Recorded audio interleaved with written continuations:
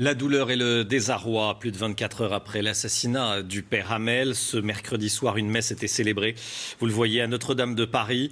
Le président de la République, le Premier ministre, plusieurs ministres du gouvernement étaient présents, ainsi que d'autres personnalités politiques. Voici le visage du second terroriste, abattu mardi dernier devant l'église de Saint-Étienne-du-Rouvray. Abdelmalik Petitjean, 19 ans, né dans les Vosges et domicilié en Savoie, à Aix-les-Bains, dans ce quartier de la périphérie. C'est impossible parce que je connais mon gamin, il est gentil, j'ai pas fait un diable moi, c'est tout. Il a parlé de Daesh? Non, jamais de Daesh, quand même pas, non.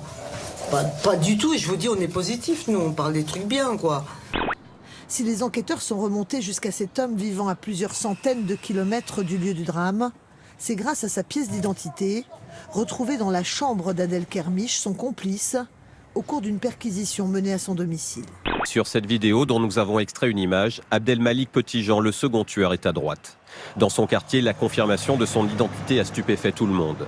Sa mère, qui s'exprimait hier, est sous le choc et ne veut plus parler pour l'instant. Il a caché son jeu, mais parfaitement, quoi. Il était toujours contre les attentats. Toujours. Il disait que ces personnes-là, il faut les mettre en prison ou il faut faire quelque chose, hein, parce que c'est pas des personnes qu'il faut qu'ils restent dehors.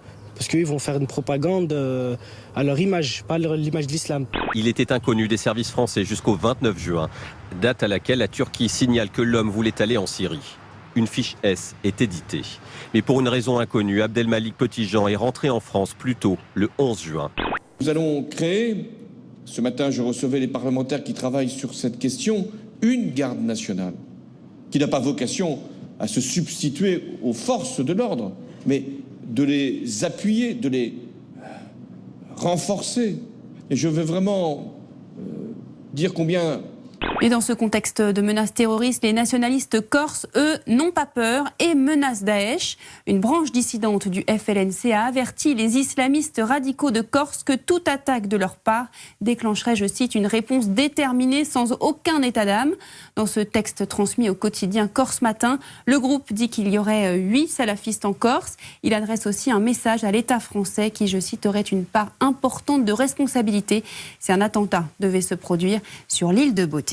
Voir cet autre article de Courrier International qui nous rappelle que l'Arabie Saoudite, pour ne citer qu'elle, injecte des milliards de dollars depuis des années pour promouvoir partout dans le monde l'islam le plus rétrograde et que nous ne faisons là non plus pas grand-chose. N'ayez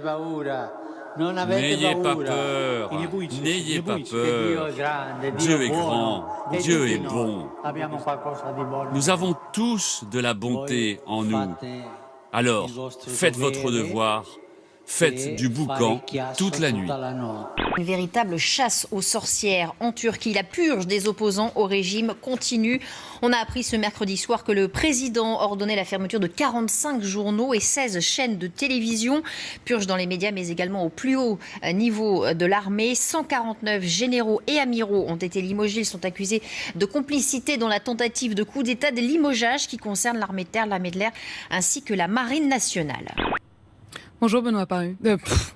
Pardon, je vous demande pardon Benoît Hamon. J'allais justement vous parler de Benoît Paru tout à l'heure. Merci, c'est de bonne guerre. À Mexico City, un nouveau record a été battu, celui du plus grand sandwich du monde. Il mesure, tenez-vous bien les amis, 66 mètres. À l'intérieur, du beurre, de la salade, des oignons, de la tomate, de la mayonnaise, de la moutarde, de la viande, bref, une spécialité. Par contre, ça donne pas du tout envie. Je pensais que c'était une énorme baguette, mais pas du tout. C'est voilà.